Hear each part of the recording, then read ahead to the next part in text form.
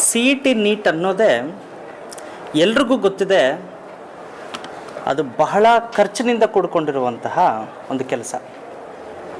Physics, chemistry, biology ಅನ್ನೋದೇ ಆ ಪ್ರೊಫೆಸರ್ಗಳು ಬಂದು ಪಾಠ ಮಾಡಬೇಕು ಅಂತಂದರೆ ಅದರ ಖರ್ಚು ವೆಚ್ಚಗಳನ್ನ ನಿಭಾಯಿಸೋದೇ ಭಾಳ ಕಷ್ಟ. ನಮ್ಮ ಎಲ್ಲರ ಅಚ್ಚುಮೆಚ್ಚಿನ ಚಿಕ್ಕಬಳ್ಳಾಪುರದ ಶಾಸಕರಾದಂಥ ಪ್ರದೀಪ್ ಈಶ್ವರ್ ಸರ್ ಅವರಿಗೆ ಬಡವರ ಬಗ್ಗೆ ಭಾಳ ಚೆನ್ನಾಗಿ ಗೊತ್ತಿದೆ. ಅವರ ಬಡತನ ಅನುಭವಗಳೇ ಇದಕ್ಕೆಲ್ಲ ಸಾಕ್ಷಿ.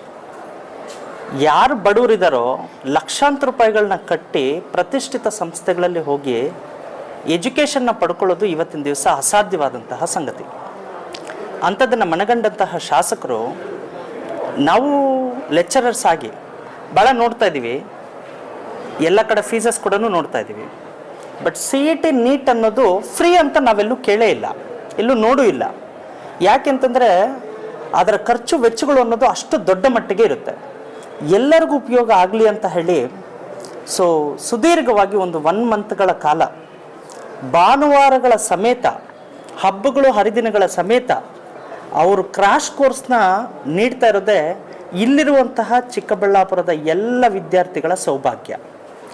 ಅವರು ಬೆಳಿಗ್ಗೆನೇ ಇನ್ನೊಂದು ವಿಷಯ ಗೊತ್ತಾಯಿತು ನನಗೆ, ಚಿಕ್ಕಬಳ್ಳಾಪುರ ತಾಲೂಕೇ ಅಲ್ಲ, ಯಾವುದೇ ಬಡ ಮಕ್ಕಳಿದ್ರೂ ಅವ್ರು ಬಂದರೆ ಎಜುಕೇಷನ್ನ ಕೊಡಿ ಅನ್ನೋ ಮಾತನ್ನ ಹೇಳಿ ಕಳಿಸಿದ್ದಾರೆ. ನಿಜವಾಗ್ಲೂ ಪ್ರದೀಪ್ ಸರ್ ಅವರಿಗೆ ಎಲ್ಲರ ಪರವಾಗಿ ತುಂಬ ಹೃದಯದ ಧನ್ಯವಾದಗಳು.